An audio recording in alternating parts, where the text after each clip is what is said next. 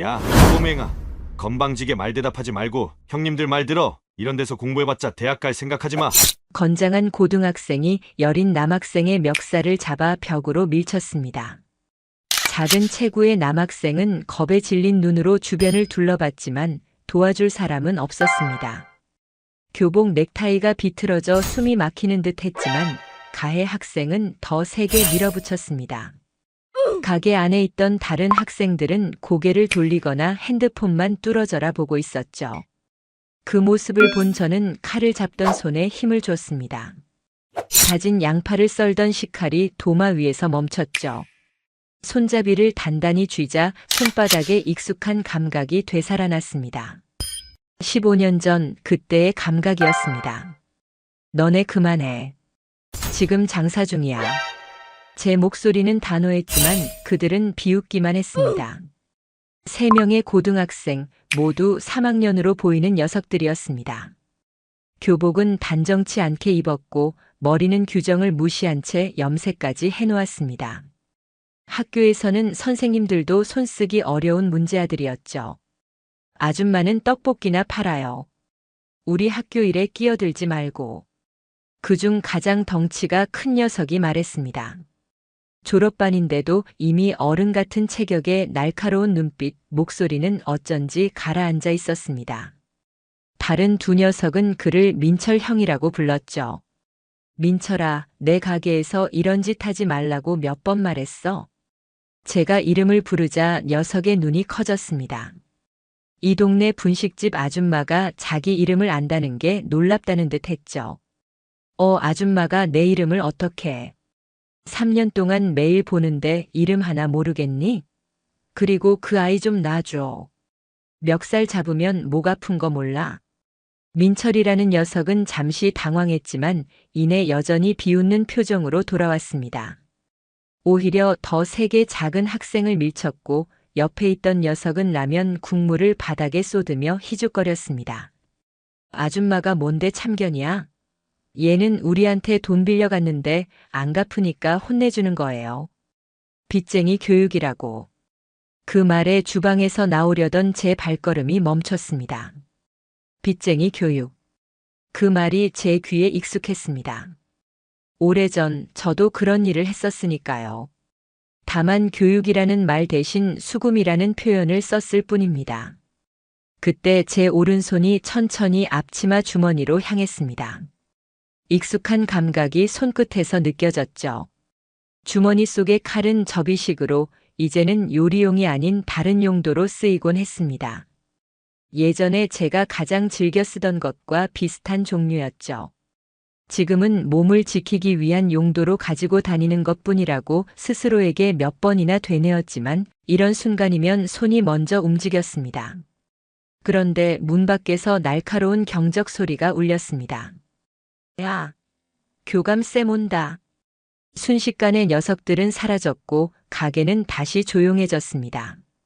주머니에 넣었던 손을 빼내며 깊은 숨을 내쉬었습니다. 주머니 속 낡은 접이식 특수칼이 아직도 차갑게 느껴졌습니다. 작은 학생은 넥타이를 바로 잡으며 눈물을 훔쳤습니다. 괜찮아?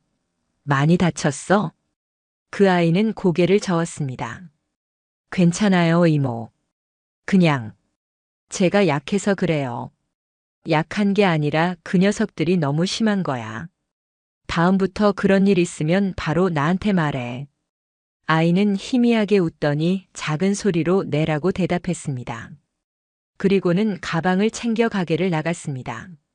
사실 이런 일은 처음이 아니었습니다. 최근 몇 달간 이 학교의 일진들은 점점 더 대범해졌고 제 분식집이 그들의 아지트처럼 변해가고 있었습니다. 여기서 잠깐 시청 전에 구독과 좋아요는 잊지 않으셨죠? 꼭 한번 눌러주시면 여러분에게도 좋은 일이 생기실 거예요.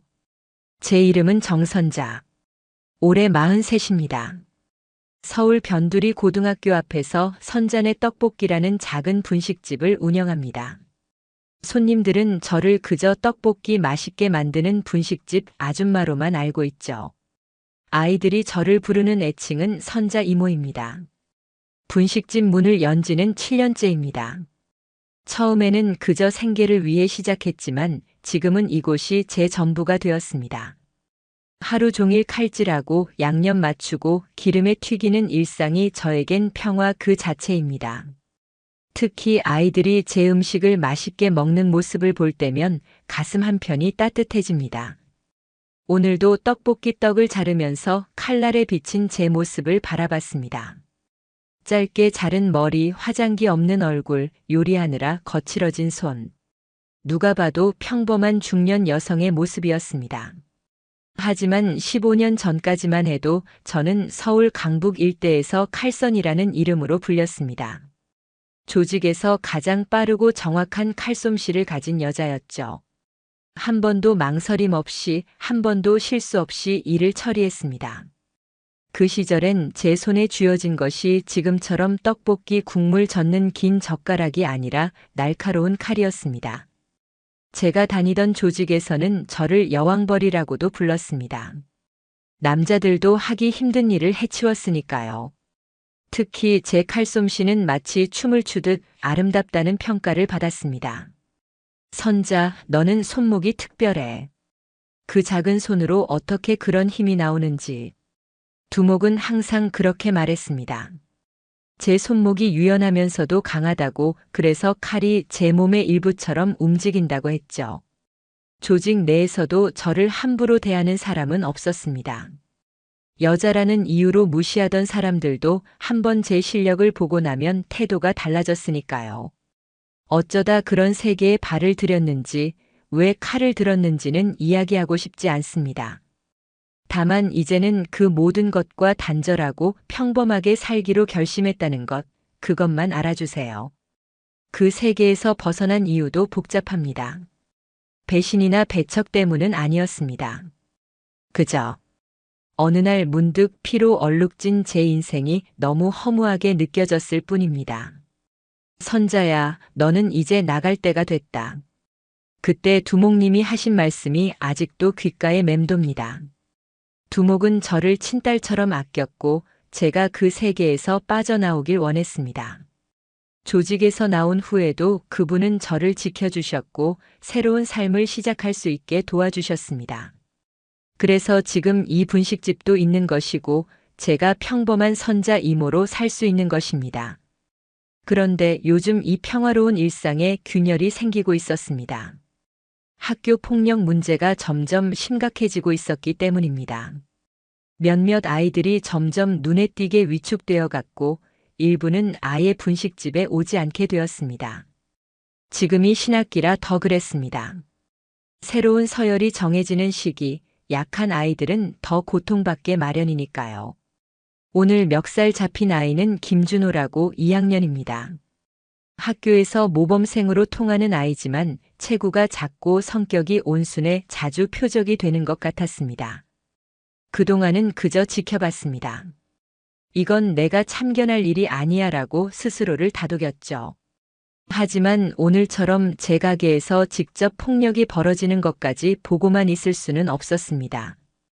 떡을 썰던 칼을 내려놓고 창밖을 바라봤습니다. 학교 앞 거리는 여느 때와 같이 평화로워 보였습니다. 하지만 저는 알고 있습니다. 평화로운 표면 아래에는 항상 어둠이 도사리고 있다는 것을. 그리고 그 어둠은 때로는 가장 예상치 못한 순간의 모습을 드러낸다는 것도요. 일주일이 지났습니다. 여느 때와 마찬가지로 떡볶이 양념을 끓이고 어묵을 썰면서 하루를 시작했습니다. 오전 10시 분식집의 가장 조용한 시간이었죠. 창밖으로는 벚꽃이 흩날렸고 학교에서는 조례시간 종소리가 멀리 들려왔습니다. 이런 평화로운 순간이 제가 그토록 바라던 일상이었습니다. 이모 안녕하세요. 문이 열리며 활기찬 목소리가 들려왔습니다. 소민이었습니다. 고등학교 2학년 1년 전부터 거의 매일 제 가게를 찾는 단골 손님이었죠. 교복 차림으로 가방을 메고 있었지만 교복 위로 야구 점퍼를 걸치고 머리는 단정하게 묶어 올렸습니다. 어머 소민아, 왜 이 시간에 왔어? 학교 안 갔니? 체육 시간이에요. 몸이 안 좋아서 보건실 다녀온다고 했어요. 그런데 이모 떡볶이가 갑자기 너무 먹고 싶어서요. 소민이의 웃는 얼굴에 어딘가 불안한 기색이 보였습니다. 여학생 치고는 키가 크고 운동신경도 좋은 아이였지만 오늘은 어쩐지 움츠러든 느낌이었습니다. 소민아, 무슨 일 있니? 얼굴이 안 좋아 보이네. 소민이는 자리에 앉으며 가볍게 웃었습니다. 아니에요. 그냥 좀 피곤해서. 떡볶이 하나랑 튀김 좀 주세요. 저는 소민이에게 떡볶이와 튀김을 내어주고 옆에 계란말이 하나를 더 올려놓았습니다. 서비스야. 평소에 잘 먹던 애가 갑자기 입맛이 없어 보이니 걱정되네. 소민이는 감사하다는 듯 웃었지만 여전히 그 미소에는 무언가 숨기는 듯한 느낌이 있었습니다. 떡볶이를 먹던 소민이가 갑자기 팔에 있는 멍을 무의식적으로 가렸습니다. 그 순간 제 눈은 날카로워졌습니다. 소민아, 그 팔. 누가 그랬니? 소민이는 화들짝 놀라며 긴 소매로 팔을 더 꼼꼼히 가렸습니다. 아, 이거요? 체육 시간에 부딪혔어요. 별거 아니에요. 거짓말입니다. 제가 몇 년간 조직에서 배운 것이 있다면 사람이 거짓말할 때의 표정을 읽는 능력이었습니다. 소민이의 눈동자가 흔들렸고 입꼬리는 자연스럽지 않게 올라갔습니다. 소민아, 이모한테는 말해도 돼. 누가 괴롭히는 거니? 소민이는 잠시 망설이다가 떡볶이 국물만 멍하니 바라보았습니다. 그러더니 작은 목소리로 말했습니다. 3학년 언니들이 자꾸 돈을 내라고 해요. 처음엔 1,000원, 2,000원 정도였는데 이제는 용돈 전부를 가져가요. 제 심장이 빠르게 뛰기 시작했습니다. 돈을 뜯는다는 말에 과거의 기억이 되살아났습니다. 그 언니들 이름이 뭐니? 서연이랑 지은이요. 근데 그 뒤에 민철 선배가 있어요. 민철. 지난주에 준호를 괴롭히던 바로 그 녀석이었습니다. 그 아이들이 너한테 손찌검도 했니? 소민이는 고개를 끄덕였습니다. 그리고 소매를 걷어 팔에 있는 멍을 보여주었습니다. 계란만한 크기의 멍이 팔뚝에 선명했습니다. 어제 돈이 없다고 했더니 화장실에서 벽에 밀쳐서 소민이의 눈에 눈물이 고였습니다. 저는 주먹을 꽉 쥐었습니다. 분노가 치밀어 올랐지만 표정은 최대한 차분하게 유지했습니다. 소민아, 이모가 도와줄게. 그런데 그 아이들 뒤에 더 큰 사람들이 있는 것 같니? 소민이는 잠시 생각하더니 말했습니다. 네. 학교 밖에 형님이라고 부르는 사람들이 있어요. 가끔 오토바이 타고 교문 앞에 와서 민철 선배랑 얘기해요. 그 사람들이 오면 선생님들도 못 말려요. 외부 조직과의 연계. 이건 단순한 학교 폭력이 아니었습니다. 제가 너무 잘 알고 있는 그 세계가 학교까지 뻗어 있었던 겁니다. 그 사람들. 어떻게 생겼니? 한 명은 목에 큰 문신이 있고 다른 한 명은 머리가 아예 없어요. 둘 다 검은 가죽 재킷을 입고 다녀요. 그 설명만으로도 누군지 감이 왔습니다. 강북에서 활동하는 호국파의 젊은 조직원들이었습니다. 예전 제가 몸담았던 조직과는 라이벌 관계였죠. 그들은 유흥가뿐만 아니라 학교 근처까지 영역을 넓히고 있었나 봅니다. 알았어, 소민아. 너무 걱정하지 마. 이모가. 말을 마치기도 전에 가게 문이 요란하게 열렸습니다. 민철과 그의 친구들 그리고 2명의 여학생이 들어왔습니다. 소민이의 얼굴이 하얗게 변했습니다. 우와, 소문난 떡볶이 맛집이라고 해서 왔는데 여기 꽤 괜찮네. 민철이 큰 소리로 말했습니다. 그리고 소민이를 발견하곤 비웃었습니다. 어이 소민이. 학교는 왜 빼먹고 여기서 떡볶이나 먹고 있어? 선생님한테 일러야겠다. 소민이는 고개를 숙이며 몸을 움츠렸습니다. 여학생 둘은 킥킥거리며 웃었고 그중 한 명이 소민이의 어깨를 세게 쳤습니다. 용돈은 다 가져왔어? 오늘은 특별히 3만 원이야. 지난번 내가 안 나온 날 벌금도 포함해서. 제 귓가에 피가 몰리는 느낌이었습니다. 아이들의 대화가 마치 과거 제가 조직에서 들었던 대화와 똑같았기 때문입니다. 자리 좀 비켜봐. 우리가 앉을 거니까.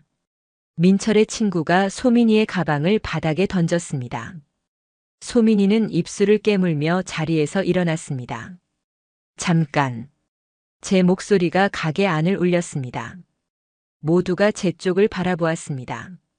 소민이는 가만두고 너희들 저쪽 자리에 앉아. 이미 주문한 손님 자리를 빼앗는 건 예의가 아니지. 민철이 코웃음을 쳤습니다. 아줌마, 우리 학교 일에 끼어들지 마세요. 애들 관계에 어른이 참견하면 안 좋아하는 사람들이 있거든요. 그 말에는 분명한 위협이 담겨 있었습니다. 외부 조직과의 연결을 암시하는 말이었죠. 하지만 저는 더 이상 물러서지 않기로 했습니다. 너희들도 내 가게 규칙에 따라야지. 여기서는 내가 말한 대로야. 민철은 잠시 제 눈을 마주 보더니 갑자기 태도를 바꿨습니다. 알았어요, 이모님. 저희가 잘못했네요. 그러더니 의외로 순순히 다른 테이블로 자리를 옮겼습니다. 하지만 그의 눈빛에서 저는 뭔가 불길한 예감을 느꼈습니다. 장사를 마치고 저녁이 되자 가게 앞에 검은 오토바이 2대가 멈춰 섰습니다. 가죽 재킷을 입은 남자 둘이 천천히 내렸습니다. 한 명은 목에 용 문신이 있었고 다른 한 명은 대머리였습니다. 소민이가 설명한 그대로였습니다. 여기가 그 분식집이야? 대머리 남자가 물었습니다. 민철이 고개를 끄덕이며 대답했습니다. 네, 형님. 이 아줌마가 저희한테 말대꾸하고 학생들 관계에 자꾸 끼어들어요. 용 문신의 남자가 가게를 훑어보았습니다. 그래. 내일 다시 와서 말 좀 해봐야겠네. 그들이 떠난 후 저는 주방에서 작은 나무 상자를 꺼냈습니다. 그 안에는 오래전 사용하던 특수 칼이 있었습니다. 이제는 쓰지 않겠다고 다짐했지만 지금은 상황이 달랐습니다. 제가 지키려는 것은 제 자신이 아니라 아이들이었으니까요. 다음 날 오후 가게는 여느 때처럼 학생들로 붐볐습니다. 그런데 3시가 되자 갑자기 가게 문이 열리고 어제 봤던 두 남자가 들어왔습니다. 그들 뒤로 민철과 그의 패거리도 따라 들어왔습니다.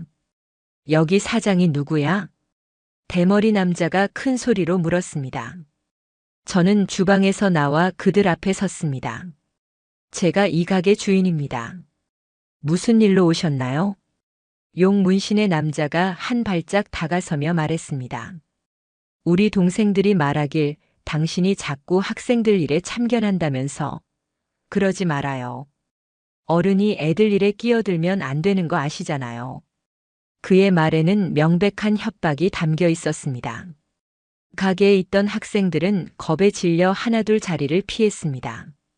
소민이도 그 사이에 있었지만 민철이 그녀의 팔을 잡아 떠나지 못하게 했습니다. 이봐요, 이 동네는 우리가 관리하는 곳이에요. 학생들 사이에서 일어나는 일은 우리 방식대로 해결하는 거고. 대머리 남자가 말을 이었습니다. 당신같이 조용히 장사나 하는 아줌마가 알 필요 없는 일이라고요. 알았어요? 그 말에 제 안에 있던 무언가가 끊어졌습니다. 15년간 억눌러 두었던 본능이 서서히 깨어나기 시작했습니다. 그런데요, 제가 알고 있는 건 이 동네가 호국파 영역이 아니라는 겁니다. 제 말에 두 남자의 표정이 굳었습니다. 당신이 뭘 안다고? 호국파는 강북 3구역까지만 영향력이 있고 이 학교 지역은 원래 청룡회 영역이었죠. 그런데 이제는 어떤 조직도 학교 앞까지 손을 뻗치면 안 된다는 게 룰이었을 텐데. 규칙이 바뀌었나요? 제 말에 두 남자는 서로를 쳐다보았습니다. 놀란 표정이었습니다. 당신, 뭐야? 저는 천천히 앞치마를 벗었습니다. 그리고 주머니에서 접이식 칼을 꺼내 테이블 위에 올려놓았습니다. 제 이름은 정선자입니다. 청룡회에서는 칼선이라고 불렸죠.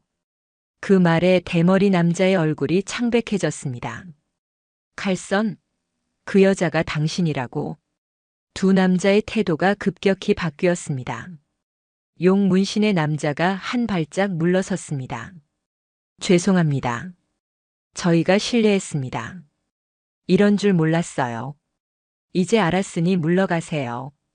그리고 다시는 학생들에게 손대지 마세요. 특히 이 아이들에게는요.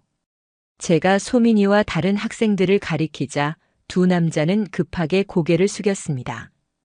네, 알겠습니다. 다시는 이런 일 없을 겁니다. 그들이 황급히 가게를 나서려는 순간 가게 문이 열렸습니다. 그리고 오래된 검은색 세단 한 대가 가게 앞에 멈춰 섰습니다. 검은색 세단에서 천천히 한 남자가 내렸습니다. 60대 중반으로 보이는 사내는 단정한 정장 차림이었고 한 손에는 지팡이를 짚고 있었습니다. 그의 모습은 평범해 보였지만 걸음걸이에는 무게가 있었고 눈빛은 날카로웠습니다. 호극파 조직원들은 그가 가게 쪽으로 다가오자 얼굴색이 변했습니다. 박 회장님. 대머리 남자가 더듬거리며 인사했습니다. 노인은 그들을 힐끗 보더니 가볍게 고개를 끄덕였습니다. 그런 다음 천천히 가게 안으로 들어왔습니다. 가게 안은 순식간에 정적에 휩싸였습니다. 민철과 그의 패거리들조차 숨소리를 죽였습니다. 노인은 주변을 둘러보더니 구석 자리에 천천히 앉았습니다. 선자야, 라면 하나 끓여줄래? 그 목소리가 들리자마자 제 심장이 멈췄습니다. 15년 만에 들어보는 목소리였지만 단 한순간도 잊은 적 없는 목소리였습니다. 청룡회 박두현 회장. 제가 몸담았던 조직의 두목이자 저를 친딸처럼 아껴주셨던 분이었습니다. 네, 회장님. 제 목소리가 떨렸습니다. 박두현 회장은 지팡이를 테이블에 기대어 놓고 가게 안을 천천히 둘러보았습니다. 그의 시선이 호극파 조직원들에게 머물렀습니다. 너희들 여기서 뭐하냐? 단 한마디였지만 그 목소리에 담긴 무게는 산처럼 무거웠습니다. 대머리 남자가 급하게 대답했습니다. 저희는 그냥 지나가다가. 거짓말 마라. 내가 듣기론 너희가 이 동네 학생들까지 건드린다면서. 호극파 조직원들의 얼굴이 창백해졌습니다. 용 문신의 남자가 한 발짝 앞으로 나서며 말했습니다. 회장님, 오해입니다. 저희는 그저 학생들을 보호하려고. 닥쳐. 박두현 회장의 한마디에 남자는 입을 다물었습니다. 회장은 천천히 지팡이를 들어 가리키며 말했습니다. 너희 보스한테 전해라. 박두현이 아직 살아있다고. 그리고 내 사람을 건드리면 어떻게 되는지 아직도 모르겠으면 내가 직접 가르쳐 주겠다고. 그 말에 두 조직원은 고개를 숙이며 황급히 가게를 빠져나갔습니다. 민철과 그의 친구들도 얼어붙은 표정으로 가만히 서 있었습니다. 저는 떨리는 손으로 라면을 끓였습니다. 15년 전 마지막으로 회장님께 끓여드렸던 것과 같은 방식으로. 마이너스 면은 살짝 단단하게, 국물은 진하게, 그리고 계란은 반숙으로. 라면 한 그릇을 내어드리고 조심스럽게 물었습니다. 회장님, 어떻게 이곳을? 내가 잘 지내는지 보러 왔지. 소문 들었다. 분식집 차렸다고. 박두현 회장은 라면을 한 입 먹더니 만족스러운 표정을 지었습니다. 맛있네. 예전이랑 똑같아. 그 말에 제 가슴이 따뜻해졌습니다. 회장님은 천천히 민철과 그 패거리를 바라보았습니다. 너희들 이리 와봐. 민철과 친구들은 공포에 질린 얼굴로 천천히 다가왔습니다. 소민이와 다른 학생들은 뒤쪽으로 물러나 떨고 있었습니다. 너희들이 학교에서 약한 애들 괴롭히는 녀석들이지? 민철은 말을 더듬으며 대답했습니다. 아닙니다. 저희는 그냥. 거짓말 마라. 내 눈빛이 다 말해주는구나. 회장님은 라면을 먹으며 천천히 말을 이었습니다. 세상에는 두 종류의 사람이 있다. 약자를 지키는 사람과 약자를 괴롭히는 사람. 너희는 지금 후자의 길을 걷고 있구나. 민철은 고개를 숙였습니다. 회장님은 계속해서 말했습니다. 알아두어라. 진정한 힘은 약자를 괴롭히는 데 쓰는 게 아니다. 약자를 지키는 데 쓰는 거다. 선자가 옛날에 그랬듯이. 그 말에 민철과 친구들은 놀란 눈으로 저를 쳐다보았습니다. 에이, 이모가요? 박두현 회장은 웃으며 고개를 끄덕였습니다. 그래, 너희가 이모라고 부르는 이 사람은 옛날에 우리 조직에서 칼선이라 불렸다. 한 번도 실수한 적 없는 최고의 칼잡이였지. 그런데 그런 사람이 지금은 떡볶이를 팔면서 너희 같은 학생들을 지키고 있다. 이게 진짜 강하다는 거야. 민철과 친구들은 믿기지 않는다는 눈으로 저를 바라보았습니다. 회장님은 주머니에서 명함 한 장을 꺼내 민철에게 건넸습니다. 이제부터 너희는 학교에서 약한 애들을 괴롭히는 대신 지켜줄 거다. 문제가 생기면 이 번호로 연락해. 내가 도와주마. 그리고 선자한테 배울 것이 있으면 배워라. 그녀는 칼만 잘 쓰는 게 아니라 마음도 강한 사람이니까. 민철은 떨리는 손으로 명함을 받았습니다. 회장님은 라면을 다 먹고 수저를 내려놓았습니다. 맛있었어, 선자야. 예전처럼. 그리고는 천천히 일어나 가게를 나갔습니다.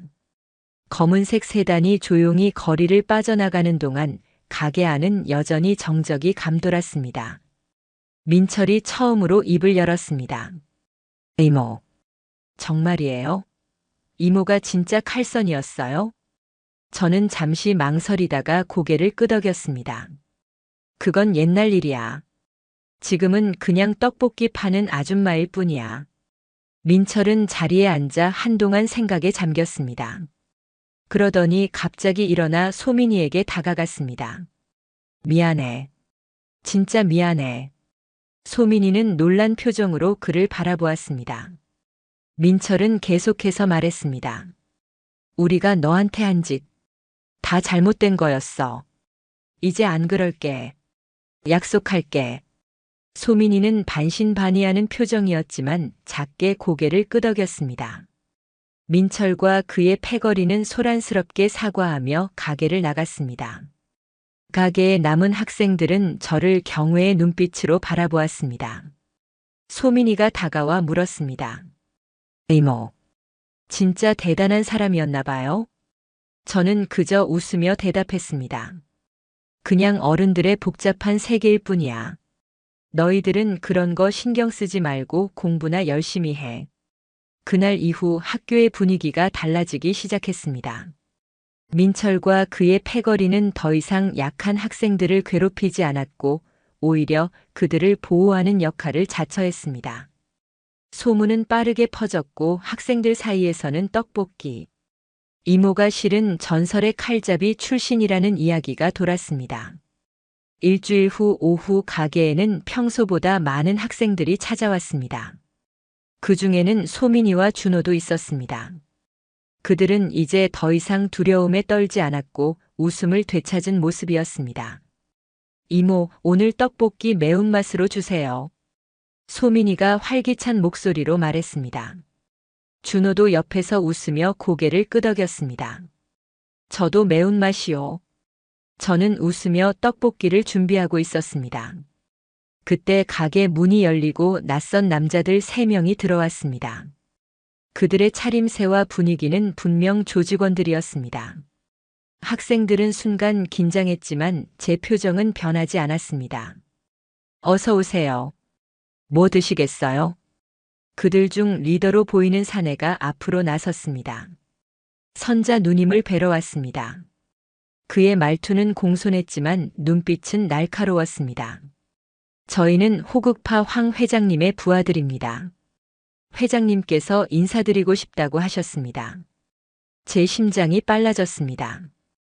호국파 황 회장. 15년 전 청룡회와 크게 충돌했던 라이벌 조직의 두목이었습니다. 제가 많은 호국파 조직원들을 다치게 했던 기억이 있었죠. 미안합니다만 저는 이제 그런 세계와 관련 없는 사람입니다. 그냥 분식집 아줌마일 뿐이에요. 남자는 고개를 저었습니다. 회장님께서는 꼭 뵙고 싶다고 하셨습니다.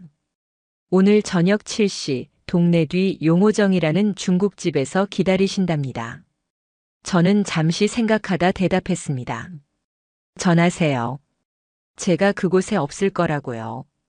남자는 한숨을 쉬더니 주머니에서 봉투 하나를 꺼내 테이블 위에 올려놓았습니다. 회장님께서 이거 전해드리라고 하셨습니다. 꼭 읽어보시고 결정하시라고요. 그들은 그렇게 말하고 가게를 나갔습니다.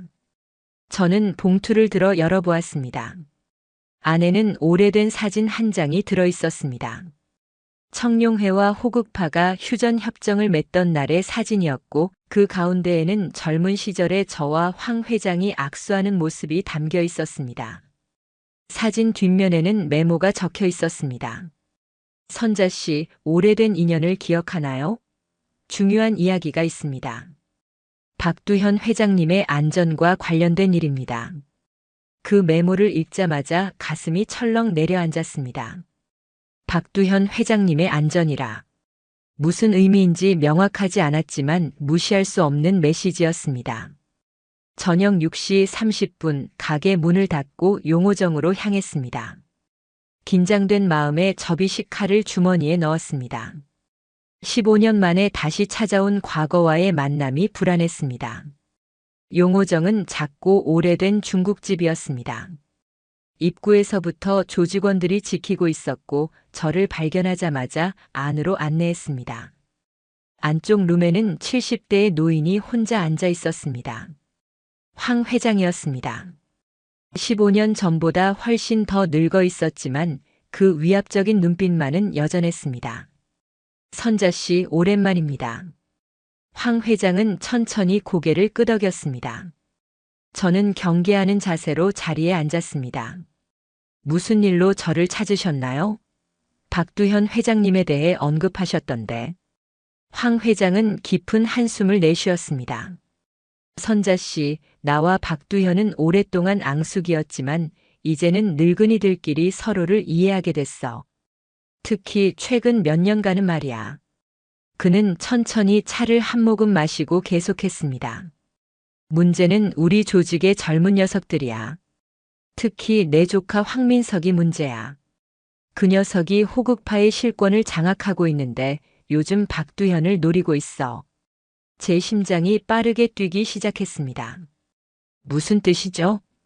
박두현이 이제 은퇴를 준비하면서 조직 정리를 하고 있다는 소문이 있어. 그런데 내 조카는 그 빈자리를 노리고 있지. 박두현을 제거하고 청룡회 영역까지 흡수하려는 계획이야. 저는 주먹을 꽉 쥐었습니다. 그래서 저를 찾으신 건가요? 황 회장은 천천히 고개를 끄덕였습니다. 선자 씨, 당신은 박두현의 오른팔이었어. 그리고 내가 알기론 지금도 그는 당신을 가장 신뢰하고 있지. 내 조카의 계획을 박두현에게 전해주길 바라. 그리고 가능하다면 그를 보호해줬으면 해. 예상치 못한 요청에 저는 잠시 말을 잃었습니다. 왜 저한테 이런 부탁을 하시는 거죠? 회장님은 청룡회와 경쟁 관계 아닌가요? 황 회장은 쓴웃음을 지었습니다. 나도 이제 늙었어. 조직 간 싸움은 이제 지긋지긋해. 그리고 박두현은 비록 적이었지만 존경하는 상대였어. 조카의 계획대로라면 많은 피가 흐를 거야. 나는 그걸 원치 않아. 그는 서랍에서 서류 봉투를 꺼내 저에게 건넸습니다. 이건 내 조카의 계획에 관한 정보야. 언제, 어디서, 어떻게 박두현을 노릴 것인지에 대한 내용이 담겨 있어. 박두현에게 전해주게. 저는 조심스럽게 봉투를 받았습니다. 황 회장은 이어서 말했습니다. 그리고 한 가지 더. 내 조카는 당신이 이 근처에 있다는 사실도 알고 있어. 조심하게. 아마 당신도 노릴지 몰라. 그 말에 등골이 오싹해졌습니다. 내가 이 동네에 산다는 사실을 알고 있다고. 그렇다면 학생들에게도 위험이. 감사합니다, 회장님. 정보 잘 전달하겠습니다. 자리에서 일어나려는 순간 갑자기 밖에서 소란이 들렸습니다. 그리고 문이 거칠게 열리더니 여러 명의 남자들이 들어왔습니다. 그중 선두에 선 남자는 40대 초반으로 날카로운 눈매와 깔끔한 정장 차림이었습니다. 삼촌, 이게 무슨 일입니까? 그의 목소리는 차갑고 날카로웠습니다. 황민석, 황 회장의 조카였습니다. 그는 저를 보더니 비웃었습니다. 아, 전설의 칼선이 여기 있었군요. 삼촌께서 나를 배신하고 적과 내통하시다니. 황 회장은 침착하게 대답했습니다. 민석아, 내가 하려는 일은 무모해. 청룡회와의 전면전은 우리에게도 큰 피해를 가져올 뿐이야. 황민석은 코웃음을 쳤습니다. 삼촌, 이제 시대가 바뀌었습니다. 박두현 같은 늙은이의 시대는 지났어요. 이젠 우리 차례입니다. 그는 갑자기 제 쪽으로 총을 겨눴습니다. 그리고 칼선. 당신도 박두현을 따라 사라져야 할 과거의 유물이죠.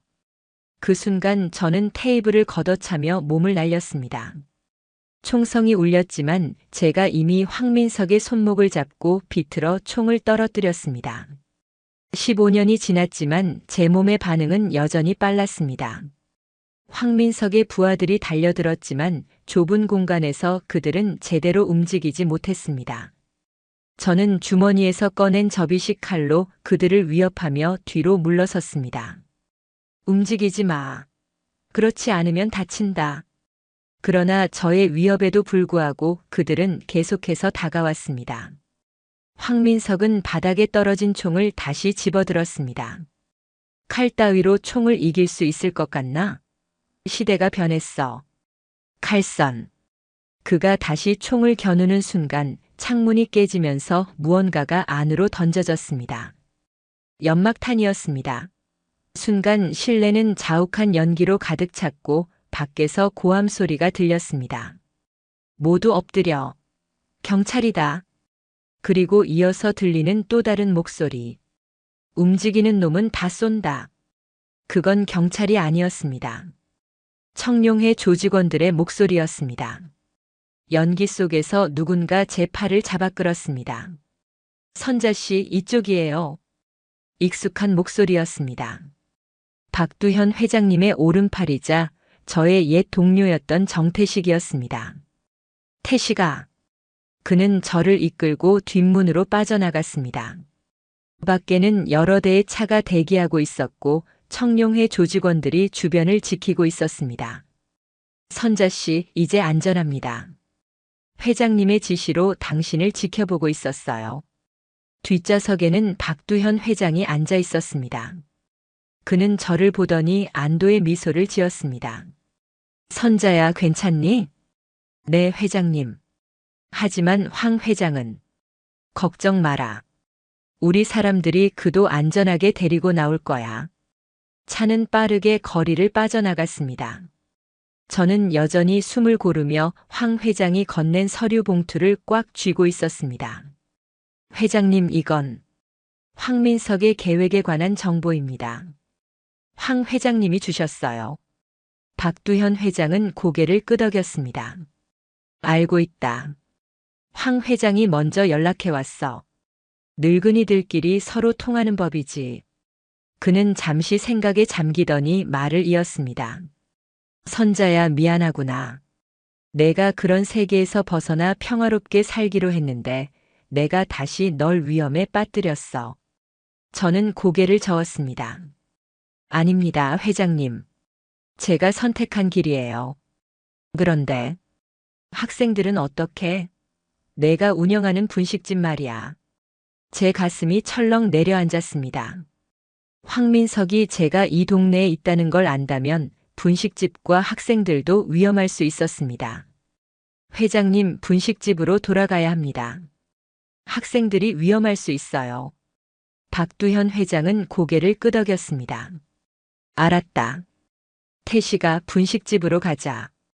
차는 방향을 바꿔 분식집을 향해 달렸습니다. 도착했을 때 분식집 앞에는 이미 여러 대의 차가 서 있었고 수상한 남자들이 주변을 둘러보고 있었습니다. 황민석의 사람들이다. 정태식이 낮은 목소리로 말했습니다. 저는 심장이 빠르게 뛰는 것을 느꼈습니다. 분식집 안에는 아직 학생들이 있을지도 모릅니다. 회장님, 제가 들어가 보겠습니다. 위험해, 선자야. 우리 사람들이 제 가게이고 제 책임입니다. 저는 단호하게 말했습니다. 박두현 회장은 잠시 생각하더니 고개를 끄덕였습니다. 태식이와 함께 가거라. 우리는 뒤에서 지원하마. 정태식과 저는 조심스럽게 차에서 내려 분식집으로 향했습니다. 다행히 분식집 문은 닫혀 있었고 안에 불은 꺼져 있었습니다. 하지만 안에서 희미한 소리가 들렸습니다. 조심스럽게 뒷문으로 들어가니 안에는 황민석의 부하들 2명이 소민이와 준호 그리고 민철을 의자에 묶어놓고 있었습니다. 어디 있는지 말해. 그 아줌마가 어디 있는지. 한 남자가 소민이의 얼굴을 잡고 위협하고 있었습니다. 소민이는 겁에 질린 얼굴이었지만 입을 다물고 있었습니다. 모르겠다고요. 그냥 떡볶이 파는 아줌마예요. 분노가 치밀어 올랐습니다. 제가 숨어 살려고 했던 평화로운 일상, 그리고 그 속에서 만난 소중한 인연들이 위험에 처했습니다. 이제 더 이상 숨을 수 없었습니다. 찾는 사람이 여기 있다. 제 목소리에 2 남자가 놀라 돌아봤습니다. 그들의 손에는 이미 총이 들려 있었습니다. 칼선. 드디어 나타났군. 한 남자가 비웃으며 총을 겨눴습니다. 하지만 그의 웃음은 오래가지 못했습니다. 제 손에서 날아간 접이식 칼이 정확히 그의 손목을 관통했기 때문입니다. 총이 바닥에 떨어졌고 남자는 비명을 질렀습니다. 다른 한 명이 총을 쏘려 했지만 정태식이 재빠르게 그의 팔을 잡아 비틀었습니다. 짧은 몸싸움 끝에 2 남자는 바닥에 쓰러졌습니다. 저는 급히 학생들에게 다가가 묶인 끈을 풀어주었습니다. 괜찮아? 다친 데 없어? 소민이가 울먹이며 저를 껴안았습니다. 이모, 우리를 찾으러 온 거예요? 저 사람들이 갑자기 들이닥쳐서. 다 괜찮아. 이제 안전해. 그때 밖에서 소란이 들렸습니다. 청룡회 조직원들이 황민석의 사람들을 제압하는 소리였습니다. 박두현 회장이 천천히 가게로 들어왔습니다. 선자야, 이제 다 해결됐다. 회장님은 눈을 들어 학생들을 바라보았습니다. 이 아이들이 선자가 말하던 학생들이구나. 민철이 놀란 눈으로 박두현 회장을 바라보았습니다. 아, 아저씨. 지난번에. 박두현 회장은 웃으며 고개를 끄덕였습니다. 그래, 우리 다시 만났구나. 저는 혼란스러운 표정으로 물었습니다. 회장님, 민철이를 아세요? 지난주에 만났지. 이 녀석이 내 말을 듣고 어떻게 변했는지 보러 왔었거든. 회장님은 민철의 어깨를 토닥였습니다. 잘했다, 젊은이. 약한 친구들을 지켜줘서. 민철은 부끄러워하며 고개를 숙였습니다. 당연한 일을 했을 뿐입니다. 그때 또 다른 소란이 들렸습니다. 경찰 사이렌 소리였습니다. 이제 진짜 경찰이 오는구나. 박두현 회장은 천천히 말했습니다. 선자야, 우리는 이만 물러가야겠다. 앞으로 더 이상 너를 귀찮게 하지 않을 테니 평화롭게 살아라. 저는 회장님의 손을 잡았습니다. 회장님, 정말 감사합니다. 그리고 조심하세요. 회장님은 따뜻한 미소를 지었습니다. 걱정 마라. 난 아직 건재하다. 황민석의 일은 내가 처리할 테니 넌 그저 이 아이들을 잘 돌봐주길 바란다. 그렇게 말하고 회장님과 정태식 그리고 청룡회 조직원들은 뒷문으로 사라졌습니다. 잠시 후 경찰들이 들이닥쳤지만 가게 안에는 저와 학생들 그리고 묶여있는 황민석의 부하들만 남아 있었습니다. 경찰들은 상황을 파악하고 2 남자를 체포해 갔습니다. 저는 학생들에게 아무 말도 하지 말라고 당부했고 경찰들에게는 단순 강도 사건으로 설명했습니다. 다행히 경찰들은 더 이상 캐묻지 않았습니다. 그날 밤 가게 문을 닫고 학생들과 함께 테이블에 앉았습니다. 소민이, 준호, 그리고 민철까지. 세 학생 모두 아직 충격에서 벗어나지 못한 표정이었습니다. 이모, 정말 대단한 분이셨네요. 소민이가 조심스럽게 말했습니다. 저는 쓴웃음을 지었습니다. 그건 다 지난 일이야. 이제는 그냥 떡볶이 파는 아줌마일 뿐이야. 하지만 이모가 우리를 구해주셨잖아요. 준호가 눈을 반짝이며 말했습니다. 민철도 고개를 끄덕였습니다. 이모, 정말 감사합니다. 제가 전에 얼마나 바보 같았는지 이제 알겠어요. 저는 그들을 바라보며 미소 지었습니다. 너희들 덕분에 나도 많은 걸 배웠어. 과거는 중요하지 않아. 중요한 건 지금 우리가 어떻게 살아가느냐는 거지. 그날 이후 분식집은 다시 평화를 되찾았습니다. 황민석의 사건은 경찰 수사로 마무리되었고 황민석은 결국 체포되었다는 소식이 들려왔습니다. 박두현 회장과 황 회장의 합의로 두 조직 간의 갈등도 일단락된 것 같았습니다. 학교의 분위기도 완전히 달라졌습니다. 민철과 그의 친구들은 이제 학교에서 약한 학생들을 보호하는 역할을 맡았고 소민이와 준호도 더 이상 두려움 없이 학교 생활을 즐기게 되었습니다. 몇 주 후 분식집은 다시 일상으로 돌아왔습니다. 여느 때와 마찬가지로 떡볶이 양념을 끓이고 어묵을 썰면서 하루를 시작했습니다. 그때 문이 열리고 소민이가 들어왔습니다. 이모, 좋은 소식이 있어요. 제가 학생회장 선거에 출마하기로 했어요. 저는 기쁘게 웃으며 대답했습니다. 정말? 축하해, 소민아. 넌 분명히 좋은 학생회장이 될 거야. 소민이는 쑥스러운 듯 웃었습니다. 사실, 이모 덕분이에요. 이모가 저한테 용기를 주셨어요. 그 말에 가슴이 따뜻해졌습니다. 이제는 더 이상 칼선이 아닌 그저 선자.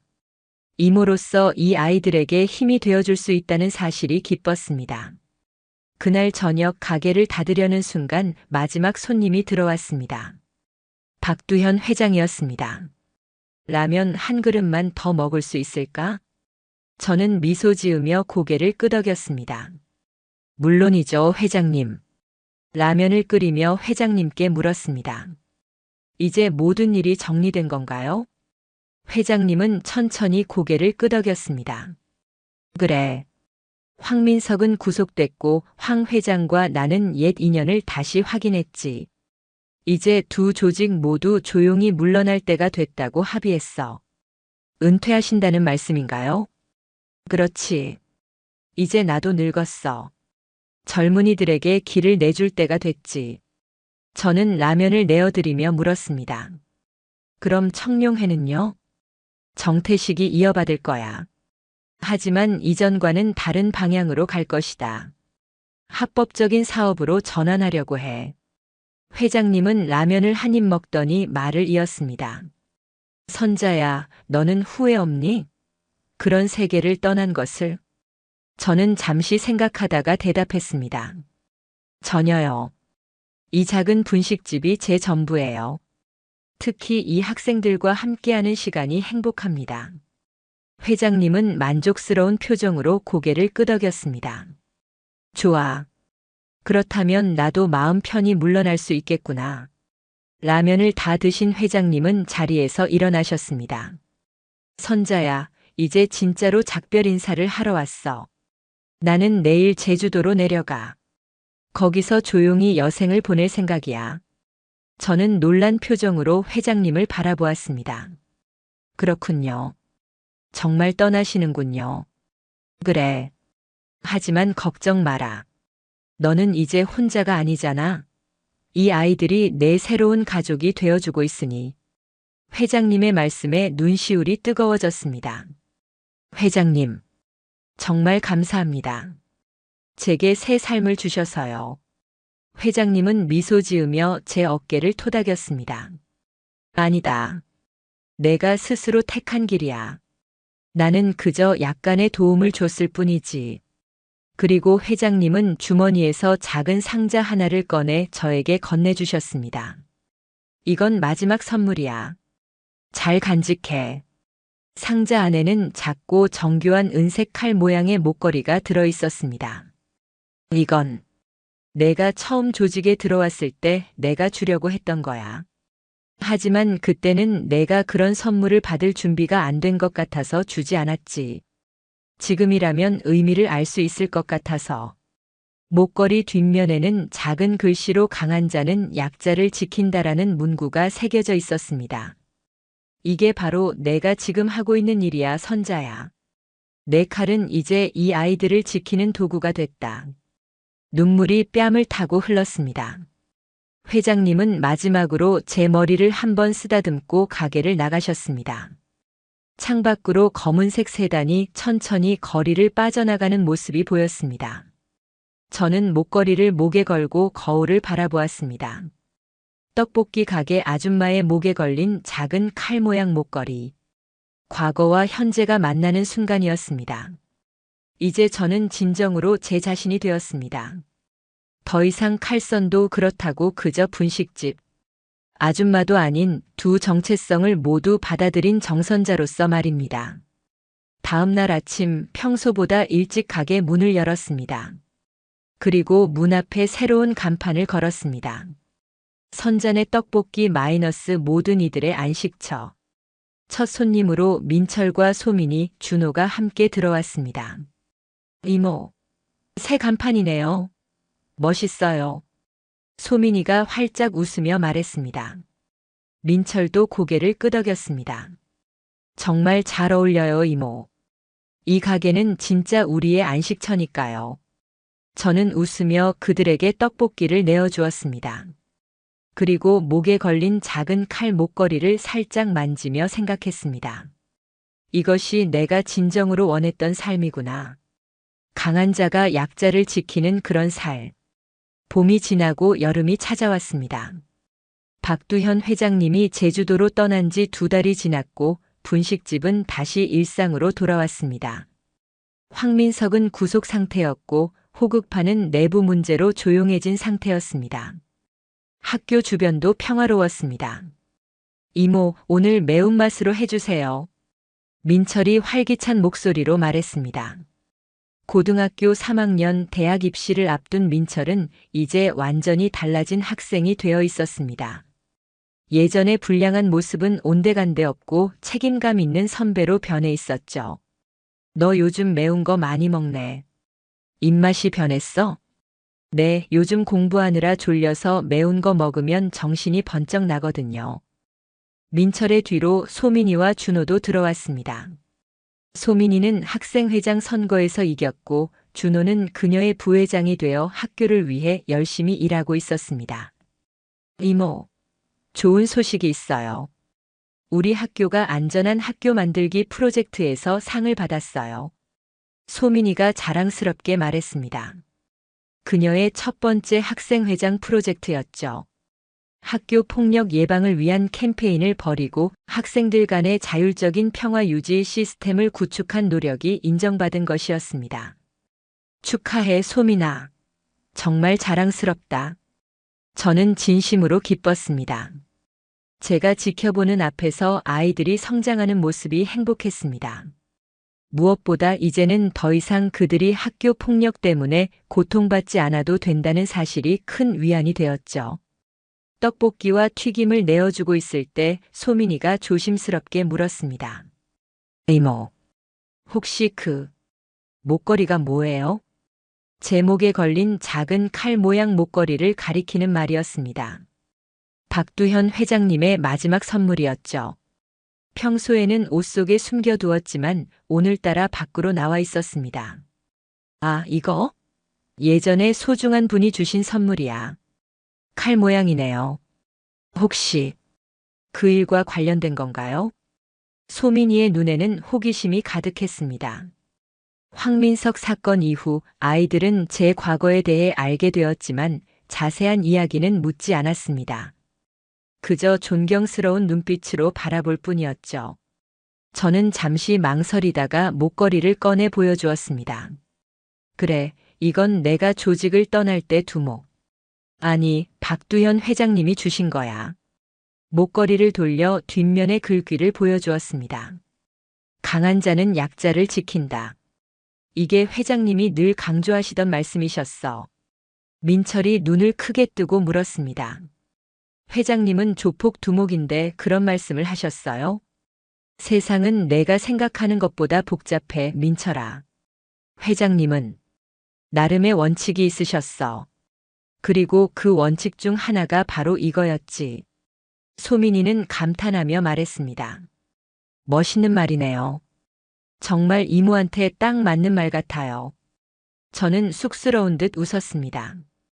예전에는 제 과거를 숨기기 바빴지만 이제는 아이들과 이렇게 솔직하게 이야기할 수 있다는 것이 새로웠습니다. 그때 가게 문이 열리고 낯선 남학생 한 명이 들어왔습니다. 교복은 이 학교의 것이 아니었고 표정은 불안해 보였습니다. 혹시 정선자 이모님 계신가요? 모두의 시선이 그 아이에게 집중되었습니다. 저는 고개를 끄덕였습니다. 내가 선자 이모야. 무슨 일이니? 남학생은 주변을 둘러보더니 조심스럽게 다가와 작은 목소리로 말했습니다. 제 이름은 김동현이에요. 중앙고등학교 2학년이고요. 제 동생 동수가 위험해요. 제 심장이 빨라졌습니다. 중앙고등학교는 이 동네에서 조금 떨어진 학교였습니다. 무슨 일이 있었니? 제 동생이 중학교 3학년인데 요즘 새로운 형님들이 학교 주변에 나타났어요. 그 사람들이 동생을 자꾸 괴롭히고 심부름을 시키고 민철이 자리에서 일어났습니다. 새로운 형님들이라고? 혹시 문신 있는 사람들? 동현이는 고개를 끄덕였습니다. 내 손등에 뱀 문신이 있어요. 그리고 중학생들을 모아서 뭔가를 전달하게 하는데 동생이 거절했다가 많이 맞았어요. 뱀 문신. 갑자기 기억이 떠올랐습니다. 황민석의 측근 중에 독사라는 별명을 가진 사내가 있었습니다. 손등에 뱀 문신이 있었고 특히 청소년들을 이용해 마약을 유통한다는 소문이 있었죠. 그 사람들 지금 어디 있니? 동생 학교 앞에 있는 골목에 자주 나타나요. 오늘도 방과 후에 동생을 기다린다고 했대요. 저는 주방으로 가서 앞치마를 벗었습니다. 그리고 서랍에서 접이식 칼을 꺼내 주머니에 넣었습니다. 민철아, 가게 좀 봐줄래? 민철은 놀란 표정으로 물었습니다. 이모, 설마 혼자 가시려고요? 위험해요. 괜찮아. 이런 일은 내가 더 잘 알아. 소민이도 걱정스러운 눈빛으로 말했습니다. 경찰에 신고하는 게 좋지 않을까요? 경찰이 오면 아이들은 이미 위험에 처해 있을 거야. 내가 먼저 가서 상황을 살펴볼게. 동현이는 고마움의 눈빛으로 저를 바라보았습니다. 정말 감사합니다, 이모님. 제발 동생을 도와주세요. 저는 동현이의 어깨를 토닥였습니다. 걱정 마. 다 잘 될 거야. 가게를 나서면서 민철에게 마지막으로 당부했습니다. 30분 안에 내가 연락 없으면 이 번호로 전화해. 정태식 아저씨야. 상황 설명하고 도움을 요청해. 제가 건넨 종이에는 정태식의 전화번호가 적혀 있었습니다. 박두현 회장님은 떠났지만 정태식은 여전히 청룡회를 이끌고 있었고 때때로 저에게 연락을 취하며 안부를 물었습니다. 버스를 타고 중앙중학교로 향했습니다. 학교 근처에 도착하자 하교 시간이라 아이들이 우르르 나오고 있었습니다. 교문 앞에서 조금 떨어진 골목에 검은색 승합차가 한 대 서 있었고 그 주변으로 몇몇 남자들이 담배를 피우며 서 있었습니다. 그중 한 명의 손등에 뱀 문신이 보였습니다. 그들의 시선은 교문을 나오는 아이들을 쫓고 있었습니다. 특히 몇몇 중학생들은 그들을 보자 겁에 질린 표정을 지었습니다. 그중 한 아이가 특히 불안해 보였습니다. 마른 체격에 안경을 쓴 남학생, 동현이의 동생 동수로 보였습니다. 남자들은 동수를 발견하자마자 움직이기 시작했습니다. 한 명이 다가가 그의 어깨를 잡았고 동수는 저항하지 못한 채 끌려가고 있었습니다. 제가 그들에게 다가갔습니다. 잠깐만요. 뱀 문신의 남자가 저를 돌아보았습니다. 뭐야? 누구세요? 그 아이 좀 놔주세요. 제가 데려갈게요. 남자는 비웃었습니다. 아줌마, 이건 어른들 일이니까 끼어들지 마세요. 우리는 그냥 이 꼬마랑 할 얘기가 있을 뿐이에요. 제 목소리는 단호해졌습니다. 그 아이는 중학생이에요. 어린아이한테 무슨 할 얘기가 있다고 강제로 데려가려는 거죠? 다른 남자가 앞으로 나섰습니다. 그는 더 건장했고 험상궂은 표정이었습니다. 아줌마, 귀찮게 하지 말고 가세요. 우리가 누군지 알면 함부로 말 안 할 텐데. 제 안에서 뭔가가 끊어지는 느낌이 들었습니다. 예전의 칼선이 다시 깨어나는 것 같았습니다. 하지만 이번에는 분노나 살기가 아니라 아이들을 지키겠다는 강한 의지였습니다. 오히려 당신들이 내가 누군지 모르는 것 같네요. 제 목소리에 담긴 무게에 남자들의 표정이 살짝 흔들렸습니다. 뱀 문신 남자가 동수를 밀치고 제게 다가왔습니다. 뭐? 당신이 누군데? 내 이름은 정선자입니다. 15년 전 청룡회에서는 칼선이라고 불렸죠. 그 말에 남자들의 얼굴이 변했습니다. 특히 뱀 문신 남자의 눈이 커졌습니다. 칼선? 그 여자가 당신이라고. 그래요. 그리고 당신들이 지금 하는 일은 옛날 제가 가장 혐오하던 일입니다. 어린아이들을 이용해 더러운 짓을 하는 거요. 뱀 문신 남자는 잠시 망설이다가 비웃었습니다. 헛소리 마세요. 칼선은 15년 전에 사라졌어요. 당신 같은 아줌마가 그 전설의 칼잡이일 리가 없어. 그의 손이 재킷 안으로 들어갔습니다. 총을 꺼내려는 모습이었습니다. 하지만 그보다 제 손이 더 빨랐습니다. 주머니에서 꺼낸 접이식 칼이 그의 손목을 정확히 재킷 소매와 맞닿은 부분을 스쳤고 그의 소매가 깔끔하게 잘려나갔습니다. 다음엔 손목이 될 거예요. 남자들은 순간 얼어붙었습니다. 특히 뱀 문신 남자의 얼굴이 창백해졌습니다. 그의 손이 떨리기 시작했습니다. 에이, 이럴 수가. 저는 동수에게 다가가 그의 뒤에 섰습니다. 이제 이 아이에게서 손 떼세요. 그리고 다시는 이 동네 학생들에게 접근하지 마세요. 뱀 문신 남자는 고개를 저었습니다. 이건 우리 혼자 결정할 수 있는 문제가 아니에요. 우리 위에는 황민석 말이죠? 그는 이미 구속됐어요. 그리고 호국파도 이제 재편되고 있죠. 당신들처럼 아이들을 이용하는 쓰레기들은 설 자리가 없을 거예요. 그때 양쪽에서 차가 나타났습니다. 한쪽에서는 경찰차가, 다른 쪽에서는 검은색 세단 2대가 멈춰 섰습니다. 검은색 세단에서 정태식과 몇몇 청룡회 조직원들이 내렸습니다. 선자 씨, 괜찮으세요? 정태식이 걱정스러운 눈빛으로 물었습니다. 저는 고개를 끄덕였습니다. 네, 괜찮아요. 민철이가 연락했나 봐요. 내 상황을 설명해 줬어요. 그래서 바로 달려왔죠. 경찰들도 다가와 상황을 살폈습니다. 정태식은 경찰에게 다가가 뭔가 말했고 경찰은 고개를 끄덕이며 뱀 문신 남자와 그의 동료들에게 다가갔습니다. 여러분, 마약 거래 혐의로 체포합니다. 뱀 문신 남자와 그의 동료들은 저항하지 못한 채 체포되었습니다. 그들의 승합차 안에서는 마약으로 보이는 물건들이 발견되었습니다. 동수는 아직도 떨고 있었습니다. 저는 그의 어깨를 토닥이며 말했습니다. 이제 괜찮아. 저 사람들은 다시는 너를 괴롭히지 못할 거야. 동수는 눈물을 글썽이며 물었습니다. 정말 감사합니다. 하지만 어떻게 오셨어요? 형이. 응, 내 형이 나를 찾아왔어. 내가 위험하다고 말해줬지. 정태식이 다가와 물었습니다. 선자 씨, 당신 혼자 이런 위험한 일에 뛰어들면 어떡해요? 다치면 어쩔 뻔했어요?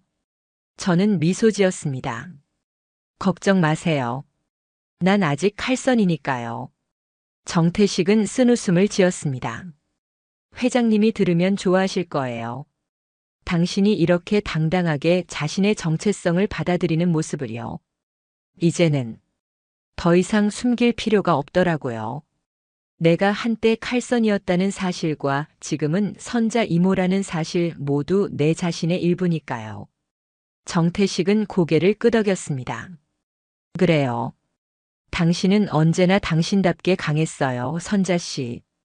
경찰들은 뱀 문신 남자와 그의 동료들을 연행해 갔고 정태식은 나머지 일을 처리하기 위해 자리를 떠났습니다. 저는 동수를 데리고 분식집으로 돌아갔습니다. 분식집에는 동현이와 민철, 소민이, 준호가 초조하게 기다리고 있었습니다. 동수야. 동현이는 동생을 보자마자 달려가 안았습니다. 형, 나 무서웠어. 괜찮아. 이제 다 끝났어. 민철이 물었습니다. 이모, 무슨 일이 있었어요? 경찰도 갔다는데. 저는 간단히 상황을 설명했습니다. 황민석의 부하들이 여전히 활동하고 있었고 중학생들을 이용해 마약을 유통하려 했다는 사실, 그리고 제가 개입해 그들을 막은 이야기를요. 이모가 정말 대단했어요. 동수가 흥분해서 말했습니다. 저 무서운 사람들이 이모 앞에서 완전히 얼어붙었어요. 특히 이모가 칼로 그 사람 소매를 자를 때는 정말 영화 같았어요. 민철과 소민이, 준호는 놀란 얼굴로 저를 바라보았습니다. 저는 쑥스러운 듯 웃었습니다. 뭐 옛날 실력이 아직 남아있나 보네. 소민이가 진지하게 물었습니다. 이모는 정말 대단해요. 그런데 왜 그렇게 위험한 일을 하셨어요? 혼자서요? 저는 목에 걸린 칼 목걸이를 만지며 대답했습니다. 강한 자는 약자를 지킨다. 이게 내가 믿는 원칙이야. 예전에는 조직의 명령에 따라 칼을 들었지만 이제는 내 의지로 약한 사람들을 지키기 위해 칼을 드는 거야. 민철이 고개를 끄덕였습니다. 정말 멋있어요, 이모. 저도 나중에 이모처럼 다른 사람들을 지키는 사람이 되고 싶어요. 그 말에 제 가슴이 따뜻해졌습니다. 그래, 민철아. 하지만 꼭 칼을 들 필요는 없어. 내가 지금처럼 약한 친구들을 도와주는 것만으로도 충분히 멋진 일이야. 동현이는 고개를 숙이며 말했습니다. 이모, 정말 감사합니다. 우리 동수가 위험했는데 어떻게 감사드려야 할지. 괜찮아. 내가 동생을 걱정해서 나를 찾아온 것도 큰 용기였어. 형으로서 정말 멋지게 행동했어. 그날 저녁 분식집은 특별한 분위기로 가득 찼습니다. 동현이와 동수도 함께했고 민철과 소민이, 준호까지. 모두가 한 테이블에 둘러앉아 떡볶이와 튀김을 나눠 먹으며 이야기를 나눴습니다. 이모, 사실 우리 중학교에도 비슷한 문제가 있어요. 동수가 조심스럽게 말했습니다. 어떤 문제? 학교 폭력이요. 몇몇 선배들이 후배들을 괴롭히고 특히 돈을 빼앗거나 심부름을 시키고. 소민이가 고개를 끄덕였습니다. 우리 학교도 예전엔 그랬어요. 그래서 저희가 안전한 학교 만들기 프로젝트를 시작한 거고요. 민철이 동수에게 물었습니다. 우리 프로젝트처럼 너희 학교도 뭔가 시작해보면 어때? 학생들이 서로 도울 수 있는 시스템 같은 거? 동수는 잠시 생각하더니 고개를 끄덕였습니다. 좋은 생각이에요. 저도 뭔가 해보고 싶어요. 저는 그들의 대화를 들으며 미소 지었습니다. 아이들이 서로를 도우며 성장하는 모습이 너무나 자랑스러웠습니다. 너희들이 이렇게 서로 도우면서 문제를 해결하려는 모습이 정말 멋져. 내가 도울 일 있으면 언제든지 말해. 소민이가 갑자기 제안했습니다. 이모, 우리 학교 축제 때 안전한 학교 만들기 특별 강연 해주시면 안 될까요?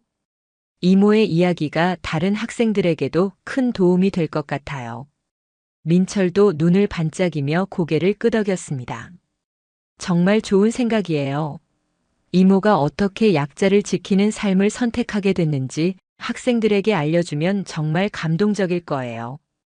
저는 놀라서 말했습니다. 강연? 내가 뭘 할 수 있겠니? 충분히 하실 수 있어요, 이모. 이모는 그냥 떡볶이 파는 아줌마가 아니잖아요. 이모는 칼선이자 선자 이모예요. 그 두 정체성을 모두 가진 대단한 분이시라고요. 소민이의 말에 모두가 고개를 끄덕였습니다. 저는 감동의 눈물을 참으며 웃었습니다. 고마워, 얘들아. 나는 그냥 내 방식대로 살아온 것뿐인데. 그게 바로 이모가 특별한 이유예요. 이모는 자신만의 방식으로 세상을 더 나은 곳으로 만들고 계시잖아요. 준호의 말에 제 가슴이 따뜻해졌습니다. 알았어. 한번 도전해 볼게.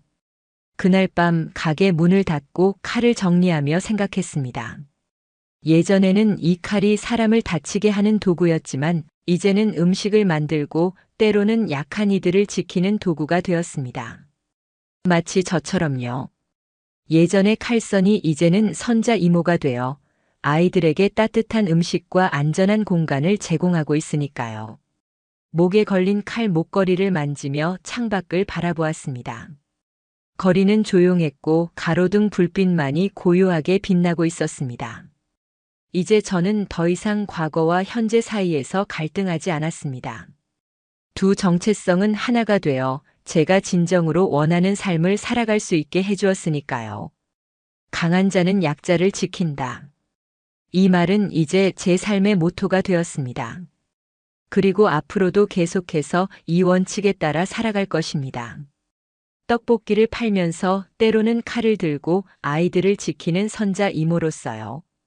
다음 주 학교 축제에서는 어떤 이야기를 들려줄지 생각하며 저는 천천히 불을 끄고 가게 문을 잠갔습니다. 내일도 새로운 하루가 시작될 것이고 새로운 아이들이 제 가게를 찾아올 것입니다. 그리고 저는 언제나처럼 그들을 맞이할 준비가 되어 있었습니다. 학교 축제 날이 밝았습니다. 분식집 문을 일찍 닫고 강연 준비를 위해 거울 앞에 섰습니다. 평소와는 다른 차림새였습니다. 조금 더 단정한 블라우스에 깔끔한 바지, 그리고 목에는 칼 모양 목걸이를 드러내놓고 있었습니다. 이제는 더 이상 숨기지 않기로 했으니까요. 선자야, 너무 긴장하지 마. 그냥 내 이야기를 들려주면 되는 거야. 스스로에게 중얼거리며 심호흡을 했습니다. 이런 자리는 처음이라 가슴이 두근거렸습니다. 과거에는 칼을 들고 적과 마주해도 이렇게 긴장하지 않았는데 수백 명의 학생들 앞에서 이야기한다는 생각에 손에 땀이 났습니다. 학교에 도착하자 소민이가 교문 앞에서 반갑게 맞아주었습니다. 이모, 드디어 오셨네요.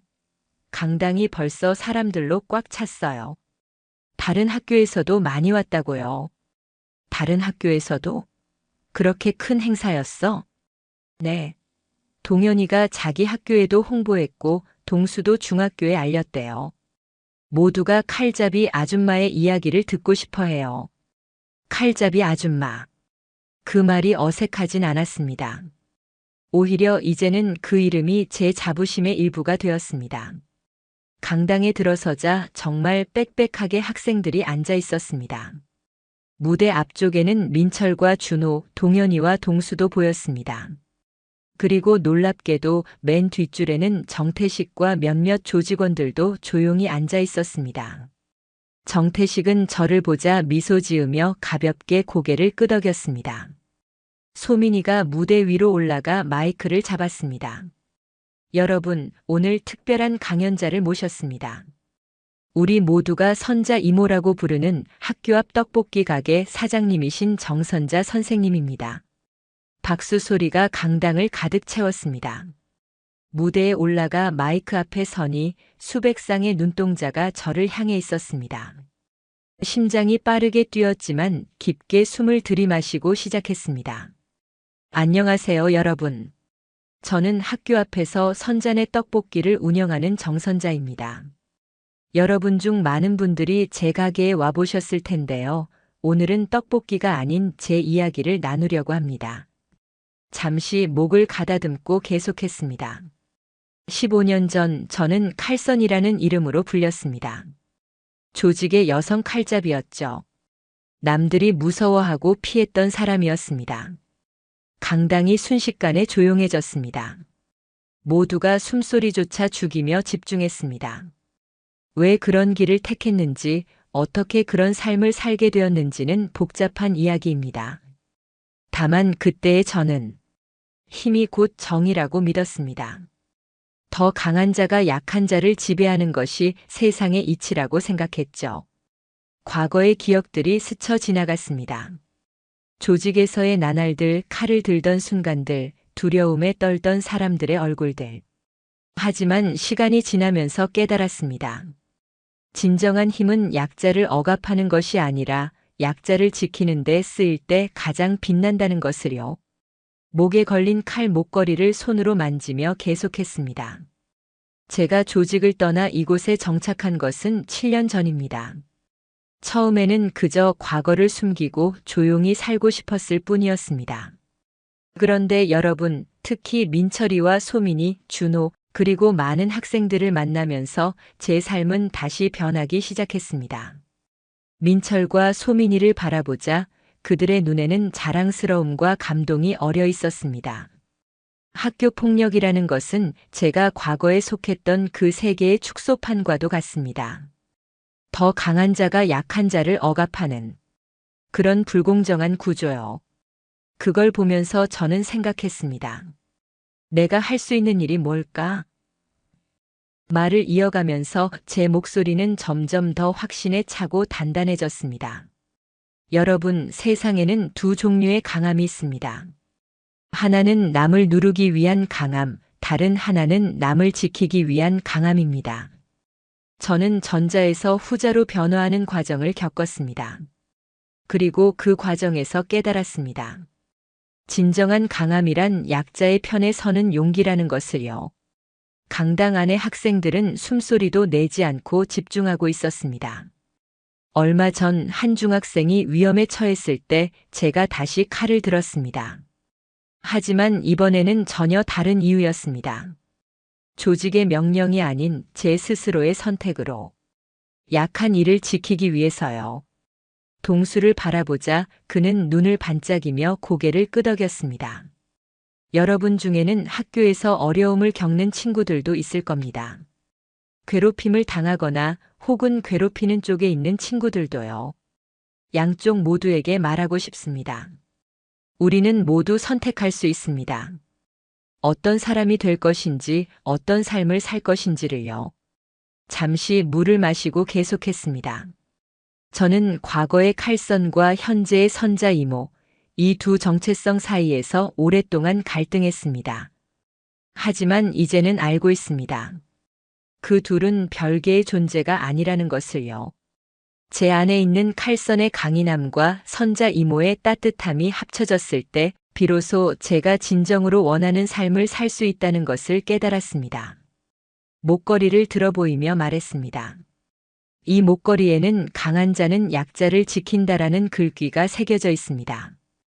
이것이 바로 제가 여러분에게 전하고 싶은 메시지입니다. 여러분 모두는 저마다의 방식으로 강합니다. 그 강함을 어떻게 쓸 것인지는 여러분의 선택입니다. 강당에는 잠시 정적이 흘렀고 이어서 우렁찬 박수 소리가 터져 나왔습니다. 학생들은 모두 자리에서 일어나 박수를 쳤고 일부는 눈물을 흘리기도 했습니다. 강연이 끝나고 많은 학생들이 다가와 이야기를 나누었습니다. 자신이 겪고 있는 어려움을 털어놓는 아이들, 용기를 얻었다고 말하는 아이들, 심지어는 자신이 다른 친구들을 괴롭혔던 것을 후회한다며 어떻게 변화할 수 있을지 묻는 아이들도 있었습니다. 그날 저녁 학교 축제가 끝나고 분식집으로 돌아왔습니다. 민철, 소민이, 준호, 동현이, 동수 모두가 함께했습니다. 우리는 가게 안에서 작은 파티를 열었습니다. 이모의 강연은 정말 대단했어요. 모두가 감동했다고요. 소민이가 자랑스럽게 말했습니다. 맞아요, 이모.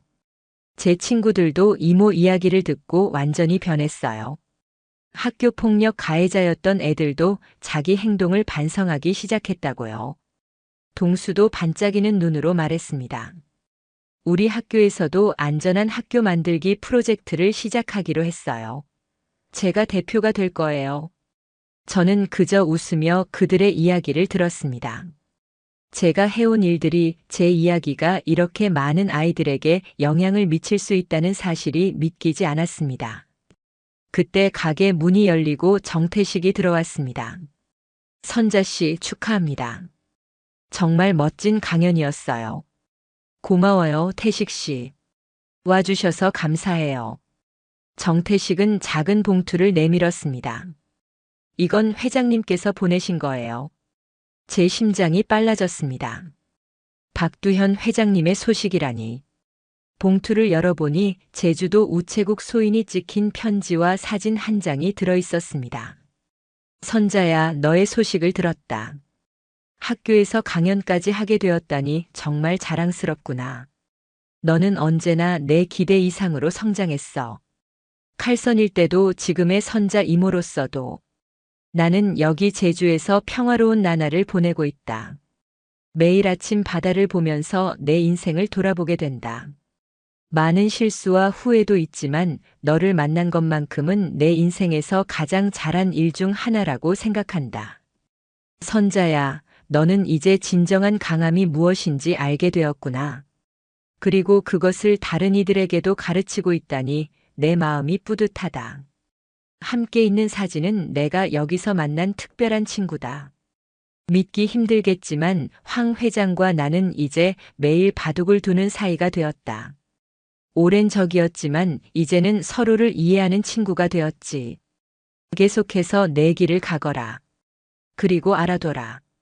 내가 늘 너를 지켜보고 있다는 것을. 박두현.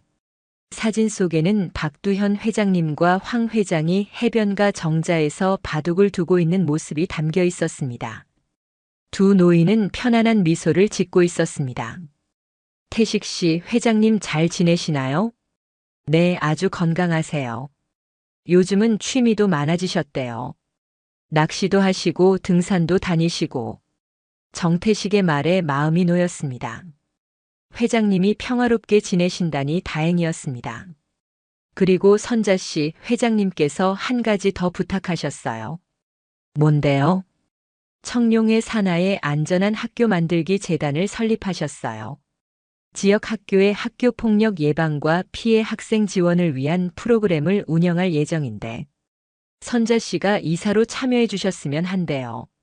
놀라서 말문이 막혔습니다. 저요? 하지만 저는 그런 일은. 회장님은 선자 씨가 가장 적합한 사람이라고 하셨어요. 칼선과 선자 이모 두 세계를 모두 경험했으니 가장 실질적인 도움을 줄 수 있을 거라고요. 재단 이사. 전혀 생각해보지 않은 일이었습니다. 하지만 마음 한구석에서 설렘이 일었습니다. 더 많은 학생들을 도울 수 있는 기회였으니까요. 한번 생각해 볼게요. 정말 감사합니다, 태식 씨. 정태식은 미소 지으며 고개를 끄덕였습니다. 그럼 천천히 생각해 보세요. 회장님은 선자 씨의 결정을 존중하실 거예요. 정태식이 떠난 후 민철이 물었습니다. 이모, 좋은 소식인가 봐요? 응, 정말 좋은 소식이야. 소민이가 눈을 반짝이며 말했습니다. 이모가 재단 이사가 되시면 더 많은 학교에서 이모의 이야기를 들을 수 있겠네요. 정말 멋질 것 같아요. 준호도 고개를 끄덕였습니다. 맞아요. 이모의 경험은 정말 소중한 자산이에요. 많은 학생들에게 도움이 될 거예요. 동현이와 동수도 제 손을 잡으며 격려했습니다. 꼭 하셨으면 좋겠어요, 이모. 저희도 돕고 싶어요. 그들의 열정적인 응원에 웃음이 났습니다. 이 아이들과 함께라면 어떤 도전도 할 수 있을 것 같았습니다. 고마워, 얘들아. 너희가 있어서 정말 행복해. 그날 밤 가게를 닫고 집에 돌아와 창가에 앉았습니다. 달빛이 내리쬐는 고요한 밤이었습니다. 편지를 다시 읽으며 생각에 잠겼습니다. 제 인생은 많은 우여곡절을 겪었지만 지금 이 순간이 가장 평화롭고 충만하게 느껴졌습니다. 과거의 칼선과 현재의 선자 이모가 마침내 하나가 되어 제가 진정으로 원하는 삶을 살고 있었으니까요. 목걸이를 손에 쥐며 중얼거렸습니다. 강한 자는 약자를 지킨다. 이제 이 말은 단순한 문구가 아니라 제 삶의 방향을 정의하는 신념이 되었습니다. 그리고 이 신념을 따라 걸어갈 때 제 안의 두 정체성은 조화롭게 공존할 수 있었습니다. 다음 날 아침 평소와 같이 일찍 일어나 분식집으로 향했습니다. 가게 문을 열고 들어서자 아침 햇살이 테이블을 비추고 있었습니다. 앞치마를 두르고 칼을 꺼내 양파를 썰기 시작했습니다. 칼날이 도마 위에서 빠르고 정확하게 움직였습니다. 15년 전에 그 손놀림 그대로였지만 이제는 완전히 다른 목적으로 쓰이고 있었습니다. 첫 손님이 들어왔습니다. 낯선 얼굴의 여학생이었습니다. 안녕하세요, 선자 이모님. 어서 와. 처음 보는 얼굴인데? 네, 저는 중앙여중에서 왔어요. 어제 강연 들었어요. 여학생은 쑥스러운 듯 웃었습니다. 저도 학교에서 괴롭힘 당하고 있었는데 이모님 이야기 듣고 용기를 얻었어요. 그래서 오늘 친구들에게 말했어요. 더 이상 참지 않겠다고. 제 가슴이 따뜻해졌습니다. 정말 잘했다. 내가 자신을 지키겠다고 결심한 것, 그게 바로 진정한 용기야. 여학생의 눈에 눈물이 고였습니다. 이모님, 고맙습니다. 앞으로도 용기 낼게요. 그래, 언제든 도움이 필요하면 여기 와. 이모가 떡볶이도 해주고 이야기도 들어줄게. 그날 이후로 분식집에는 새로운 학생들이 자주 찾아오기 시작했습니다. 학교 폭력으로 고통받는 아이들, 변화하고 싶은 아이들, 그저 이야기를 나누고 싶은 아이들까지. 가게는 점점 더 학생들의 안식처가 되어갔습니다. 한 달 후 저는 안전한 학교 만들기 재단의 이사직을 수락했습니다. 분식집을 계속 운영하면서 일주일에 2번 재단에서 일하기로 했습니다. 민철과 소민이, 준호는 재단의 학생 자원봉사자로 참여했고 동현이와 동수도 각자의 학교에서 프로그램을 이끌어가기 시작했습니다.